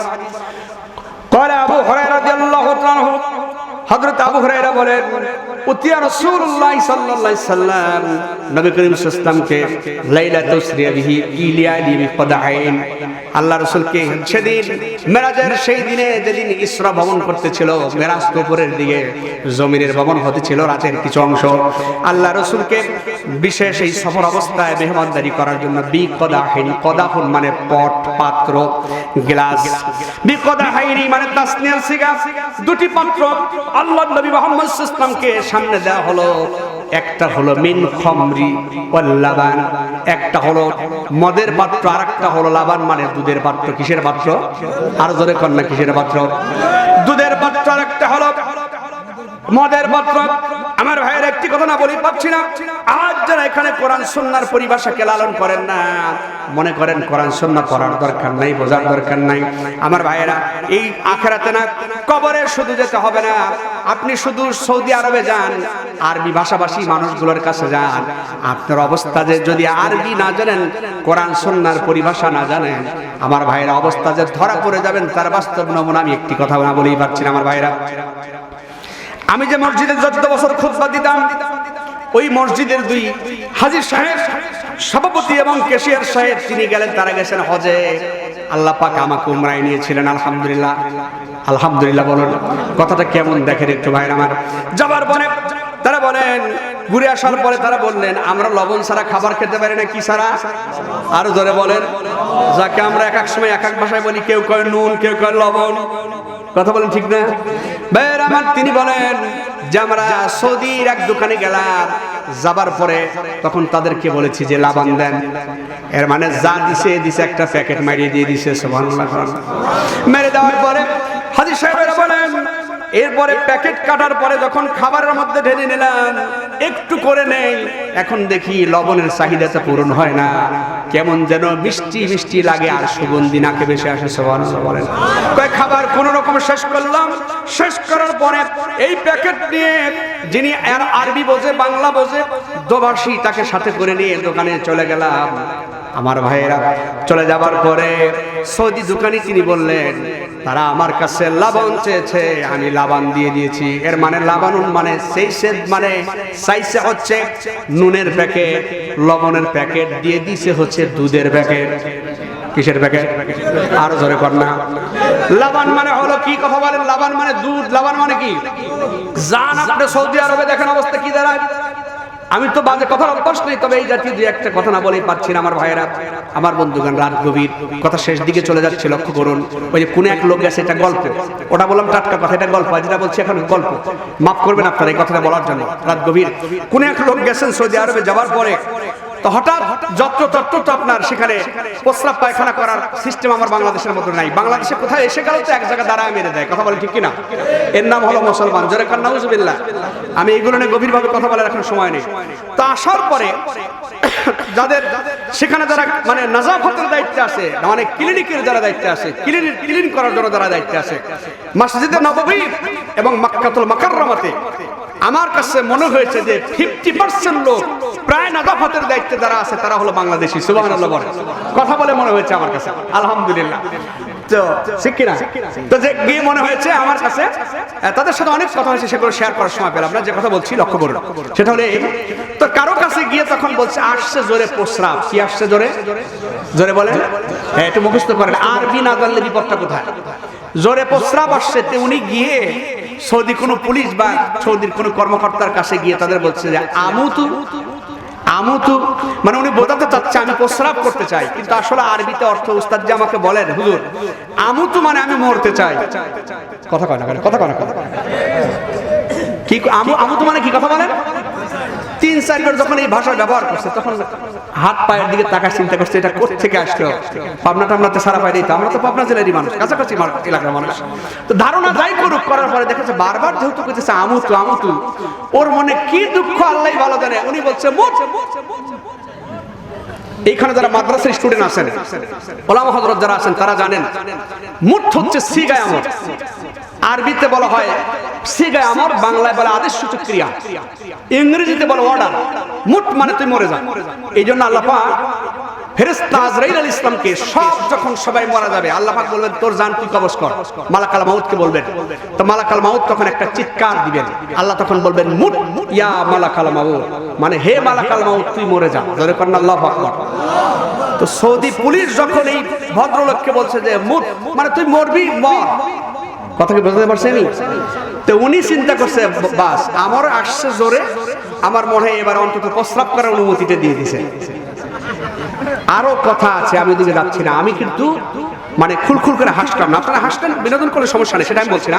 আমি হাসির খোরাক দেওয়ার জন্য বলিনি, আমি আপনাদেরকে চিন্তার খোরাক দিতে বলেছি, বোঝাতে চেষ্টা করেছি।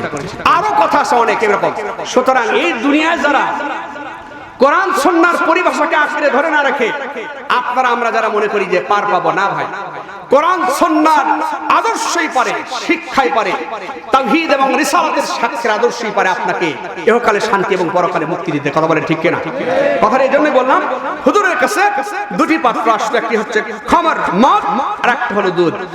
পাত্র আসার পরে ওয়ালাবানি ফানাযারা ইলাইহিমা, আল্লাহর নবী মুহাম্মদ সাল্লাল্লাহু আলাইহি সাল্লাম তিনি দুটের দিকে নজর করলেন, লক্ষ্য করে তাকিয়ে দেখার পরে হুজুর সাল্লাল্লাহু আলাইহি সাল্লাম ফাখাদার লাবান, ফাখাদা মানে গ্রহণ করলেন, লাবান মানে দুধের পাত্র। সুবহানাল্লাহ বলেন। এই জন্য যদি পেটে কোনো সমস্যা না থাকে, স্টুডেন্ট যারা আছো, দুধ হচ্ছে একমাত্র আদর্শ খাবার এই পৃথিবীতে। সারা জীবন একজন মানুষ যদি চিন্তা করে আমি দুধ খেয়ে বেঁচে থাকবো, সে বেশ বাঁচতে পারবে যদি আল্লাহ দয়া করে। সুবহানাল্লাহ বলেন। পেট ভালো থাকলে মাঝে মাঝে ঘন ঘন সুলতান না দিয়ে ওই খাবারটা দুধের সাথে দেন, মানে ওই টাকাটা দুধে বিতরণ করেন। আমার ভাইয়েরা ওই সুলতানে কিছুই নাই, দুঃখ বাড়ে। কথা বলেন ঠিক না? যখন ক্যান্সার হয়ে যায়, যখন আজে বাজে কোনো অসুস্থতা হয়ে যান, আমার ভাইয়েরা এই বিড়ি তামাক সিগারেট খেয়ে, এই জর্দা খেয়ে, আলো পাতা মাখায়া গালটাকে নষ্ট করে ফেলে দিচ্ছেন। কথা বলেন কেন? কথা বলেন ঠিক না? ভাইয়েরা আবার বিনয়ের সাথে অনুরোধ করবো এগুলো বাদ দিয়ে দেন। আমার ভাইয়েরা দুধ খান, মধু পান করেন, দুধ পান করেন, মধু পান করেন। দুধ আর মধু যদি একসাথে কারো পেটে হয়, একসাথে যদি আপনারা দুধ আর মধু এর সাথে কয়েকটা, আমি আজকেই বললাম যদি সুযোগ থাকে কালকেই কিনবেন। কেনার পরে আমার ভাইয়েরা সিএনবি থেকে দুধ, মধু আর তার মধ্যে 2-3টে খেজুর ধুয়ে ভিজিয়ে রেখে আপনি পান করেন। একবার পান করার সাথে সাথে যদি শরীরে এনার্জি কঠিন না পান, মানে ফিরে না আসে, কি এর আপনার হামদর্দের কি সিরাপ আছে, সিনকারা ফিনকারা, ইবনে সিনার কি এর সিরাপ, ওগুলো আমি নিষেধ করছি না। তবে আমার ভাইয়েরা আপনি এটা নিয়মিত খান, 2-3 অক্ত খান, 2-3 বেলা খান। 2-3 বেলা খাবার সাথে সাথে আমার কথা মনে পড়বে অন্তত একটা ফোন দিয়ে একটা সালাম দেই। সুবহানাল্লাহ বলেন। আল্লাহ প্রদত্ত প্রাকৃতিক সিস্টেম দেওয়া মেডিসিন। মায়েরা, আপনারা খেলে আপনাদের গোপন রোগ ব্যাধি ভালো হবে, শরীরে এনার্জি পাবেন। যাদের এনার্জি নাই, ছেলেদেরকে এমনি ধরিয়ে পেরে ডাক্তারের কাছে নিয়ে যায়, ছেলে দেখি ডাক্তারকে দেখি দাবায় শিক্ষা, কথা বলে ঠিক কিনা? যাওয়ার পর কি হয়েছে, কিচ্ছু হয় নাই, ডাক্তার খালি হাত পায়, বল পায় না। আপনি বল পাবে কি করে? আপনি অন্য কিছু খান, বাইরের ফাস্ট ফুড খান, আপনি খেজুর খান, খেজুর খেজুর, মধু পান করা, দুধ পান করা, বাচ্চার পেটে যদি দুধ পান করান। তবে হ্যাঁ, মধু পান করার ব্যাপারে একটি ছোট্ট কথা না বলি পারছি না। হুজুর ইসলামের এক মানে প্রতিবেশী পাশের একজন লোক সাহাবী এগিয়ে গেলেন, বললেন হুজুর আমার ভাইয়ের পেট খারাপ। শুনতেছেন কথা? হাদিস শোনাচ্ছি, আমার ভাইয়ের কি খারাপ? পেট খারাপ। আল্লাহর নবী বলেন মধু পান করতে বলো। আবার চলে গেলেন। আরে আল্লাহর নবী মুহাম্মদ সাল্লাল্লাহু আলাইহি ওয়াসাল্লাম দেখেন ফাইদা আনা ইউসুফ আলাইহিস সালাম, তৃতীয় আসমানে দেখেন যে যিনি দাঁড়িয়ে আছেন, তিনি দাঁড়িয়ে থেকে তিনি বললেন আনা ইউসুফ, আমি হলাম আপনার ভাই হযরত ইউসুফ আলাইহিস সালাম। ভাইরা, হযরত ইউসুফ আলাইহিস সালাম এই পরিচয় দেওয়ার পরে নবী মুহাম্মদ সাল্লাল্লাহু আলাইহি ওয়াসাল্লাম ইউসুফ আলাইহিস সালামকে দেখে বললেন ইজা হুয়া কদ উতিয়া শাতরুল হুসনি ফারহাবা ওয়া দাআলি বিখাইর।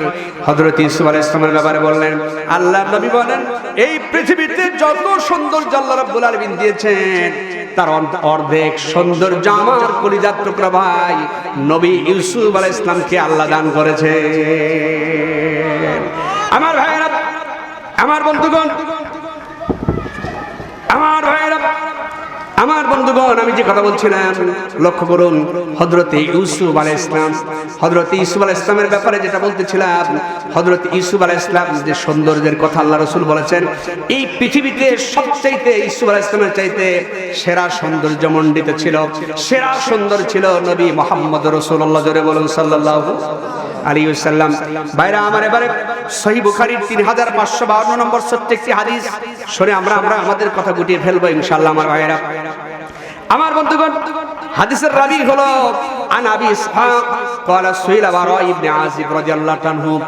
হযরত আবি ইসহাক বলেন যে বারা ইবনে আজিব সাহাবী, এই জালিল কদর সাহাবীকে জিজ্ঞেস করা হলো, আল্লাহর নবীর সাহাবীকে জিজ্ঞেস করা হলো আকানা ওয়াজহুন নবী সাল্লাল্লাহু আলাইহি সাল্লাম মিসলা সাইফি, আমার নবী কেমন সুন্দর ছিল, আমার নবী কি সাইফুন মানে তলোয়ার, আমার নবী কি তলোয়ারের মতো চকচকে সুন্দর ছিল নাকি, এরকম জিজ্ঞেস করলেন। হযরত বারা ইবনে আজিব রাদিয়াল্লাহু আনহু বলেন ক্বালা লা বাল মিথলাল কমার, বরং না আমার নবী তলোয়ারের মতো চকচকে সুন্দর নয়, আমার নবী চাঁদের মতো সুন্দর ছিল। এই জন্য হযরত আম্মা আয়েশা সিদ্দিকা রাদিয়াল্লাহু তাআলা বলেছেন মিশরের যে মেয়েগুলো ইউসুফ আলাইহিস সালামের সৌন্দর্য দেখে পাগলিনী হয়ে তারা লেবু কাটতে গিয়ে তাকে দেখে ফল কাটতে গিয়ে হাত কেটে ফেলেছে, আজ যদি সেই মিশরের সেই মেয়েরা আমার নবী মুহাম্মদ সাল্লাল্লাহু আলাইহি ওয়াসাল্লামের সৌন্দর্য দেখতো, তাহলে ফল কাটা কেন, হাতের আঙ্গুল কাটা কেন, কাটতে কাটতে নিজেদের কলিজাটাও কেটে ফেলতো, তবে তারা টের পেত না। আরো জোরে বলুন নাওয়াজ করে আল্লাহু আকবার। আমার ভাইয়েরা, আমার বন্ধুগণ, আমি তো সেই দফায় যেতে পারলাম না, তার আগেই দফা শেষ। ভাইরা আমার, আসলে কোরআন হাদিসের তাফসীর মাহফিল হলো অন্তত 10টার দিকে বক্তাকে তুলে দিবেন, আগামীতে এই কাজগুলো আপনারা করবেন না যার সাথেই হোক। ভাইরা আমি আপনাদেরকে অনুরোধ করবো, আমরা যেখানে এখানে যারা আসছি আমরা কার? আরো জোরে বলেন কার? জোরে বলেন আমরা কার? এই মসজিদের উন্নতি কল্পে মাহফিল, এই মসজিদ কার? জোরে বলেন কার? বাসা বাড়িতে গরু বাছুর যে রেখে আসছি, গরু বাছুর কার দেওয়া? এরবারে মাঠে ঘাটে যে সমস্ত ফসলাদি আছে, এই ফসলাদি কে দান করেছেন? সহজ কথায় আমার ভাইরা, আমাদের পকেটে যে টাকা আছে টাকাগুলো কে দিয়েছেন? এবারে কিন্তু সব জবই আপনারা দিয়েছেন, আমরাও আল্লাহর। মাঠে গাছের ফসলাদি আল্লাহ, এরপরে টাকা পয়সা আল্লাহ, এরপরে মসজিদ আল্লাহ। তাহলে আল্লাহর মসজিদের জন্য আল্লাহর দেওয়া পয়সা পাতি, টাকা পয়সা যা পকেটে আছে দিয়ে যান। সহজ কথা, অল্প কথা যেটা আসেন, দ্রুত দয়া করে লিল্লাহি তাকবীর, আর জোরে বলেন লিল্লাহি তাকবীর। আল্লাহ একজন ভাই 1000 টাকা দান করেছেন, আল্লাহ দান কবুল করে নেন, মনের মাকসুদ পূর্ণ করে দেন, জানে মালে বরকত দিয়ে দেন, জীবনের গুনাহ খাতা মাফ করে দেন, স্বজন প্রিয়জন যারা কবরে চলে গেছে আল্লাহ মাফ করে কবরটাকে বেহেশতের বাগান বানিয়ে দেন রব্বুল আলামিন। আরেকজন ভাই আল্লাহ আপনার ঘরের উন্নতির জন্য 500 টাকা দান করেছে, আল্লাহ দান কবুল করে নেন, মনের মাকসুদ পুরা করে দেন, জানে মালে বরকত দিয়ে দেন, জীবনের গুনাহ খাতা মাফ করে দেন আমিন। আব্বা আম্মা আত্মীয় স্বজন যারা কবরে চলে গেছে মাফ করে কবরটাকে বেহেশতের বাগান বানিয়ে দেন আমিন। ভাইরা আমার চাদর নামছে, আপনারা সবাই এই চাদরের মধ্যে সবাই আপনারা শরীক হওয়ার চেষ্টা করবেন ইনশাআল্লাহ। আমিরুল সর্দার না, লিল্লাহি তাকবীর। আমিরুল সর্দার ভাই, আমিরুল সর্দার ভাই 3000 টাকা জোরে বলুন মারহাবা। আল্লাহ দান কবুল করে নেন, মনের মাকসুদ পুরা করে দেন, জানে মাল বরকত দিয়ে দেন, জীবনের গুনাহ খাতা মাফ করে দেন, স্বজন প্রিয়জন যারা কবরে চলে গেছে আল্লাহ মাফ করে কবরটাকে বেহেশতের বাগান বানিয়ে দেন আমিন। আমিন আমিন আল্লাহ আমিন। দানকে দৃঢ় হয়ে যাও জামিন, পেতা কান্দে মাতা কান্দে। কি নাম ভালো বলো? আপনারা একটু কাকা দিয়ে বসে, সবাই একটু কাকা দিয়ে বসে নাম্বার ওসমান গনি সাহেব, আল্লাহ ওসমান সাহেবের পক্ষ থেকে 1000 টাকা এসেছে, জোরে বড় মারহাবা। আল্লাহ দান কবুল করে নেন, মনের মাকসুদ পুরা করে দেন, জানে মালে বরকত দিয়ে দেন, জীবনের গুনাহ খাতা মাফ করে দেন, স্বজন প্রিয়জন যারা কবরে চলে গেছে আল্লাহ মাফ করে কবরটাকে বেহেশতের বাগান বানিয়ে দেন আমিন। আল্লাহুম্মা আমিন, আল্লাহুম্মা আমিন। জি, এরপরে আপনাদের লাস্টে তাবারুক আছে, হ্যাঁ মানে অর্থাৎ আপনাদের জন্য আপ্যায়নের একটু ব্যবস্থা হয়েছে, এটা আপনারা অবশ্যই নেবেন। একটু লাইন ধরে বসেন, আমরা দোয়া করবো ইনশাআল্লাহ। দোয়ার দিকে আমরা মনোযোগী হচ্ছি, একটু মেহরবানি করে আপনারা একটু সুশৃঙ্খল ভাবে একটু কাতার হয়ে বসেন, জিকির করুন লা ইলাহা ইল্লাল্লাহ। কি নাম বাবু? জি জি, মিনাজুল লা ইলাহা ইল্লাল্লাহ। মিনাজুল ইসলামের পক্ষ থেকে আল্লাহ 1000 টাকা দান করেছে, আল্লাহ দান কবুল করে নেন রব্বুল আলামিন। আর একজন আপনার গোলাম 500 টাকা দান করেছে, আল্লাহ দান কবুল করে নেন, মনের মাকসুদ পুরা করে দেন, জানে মাল বরকত দিয়ে দেন, জীবনের গুনাহ খাতা মাফ করে দেন। মা বোনেরা আপনাদের কাছে স্বেচ্ছাসেবক ভাইরা যাচ্ছে, আপনারা মেহেরবানি করে বেশি বেশি করে একটু দিয়ে দেওয়ার চেষ্টা করুন। আমরা দোয়ার মাস দিয়ে আপনাদের জন্য দোয়া করবো ইনশাআল্লাহ। আপনারা একটু পাঠিয়ে দেওয়ার চেষ্টা করেন, আপনাদের গিট খোলা টাকাগুলো একটু দয়া করে বেশি করে দেওয়ার চেষ্টা করেন। আল্লাহু আল্লাহ কি যে মধুর নাম। জি মা বোনদের ওখানে একটু পাঠান, কাউকে ওখানে পাঠান।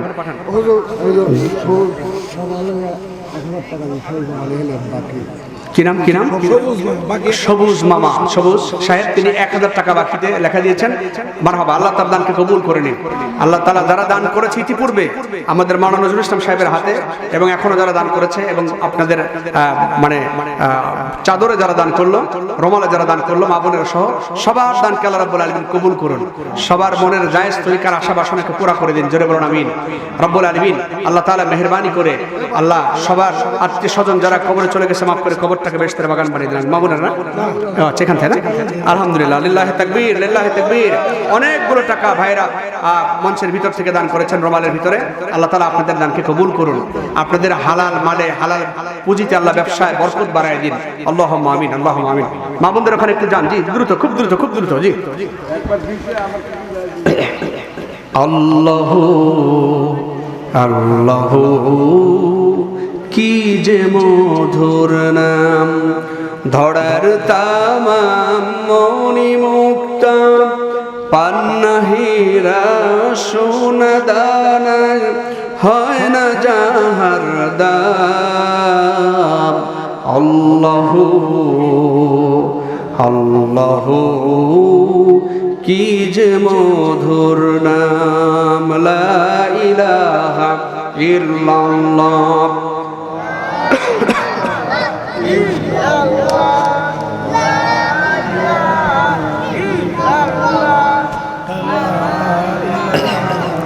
লা ইলাহা ইল্লাল্লাহ মুহাম্মাদুর রাসূলুল্লাহ সাল্লাল্লাহু আলাইহি সাল্লাম। আমি কথা মানে শেষ করছি, এরপরে দোয়া হবে ইনশাআল্লাহ। দোয়ার মাঝে ওই আদানটা আসতে আসতে আপনারা 2-1 মিনিট যদি কেউ শেষ কথা কেউ বলার থাকেন তাহলে একটু বলে মাহফিলের সমাপ্তি ঘোষণা করেন, আমি দোয়া করে দেব ইনশাআল্লাহ। জি বলা।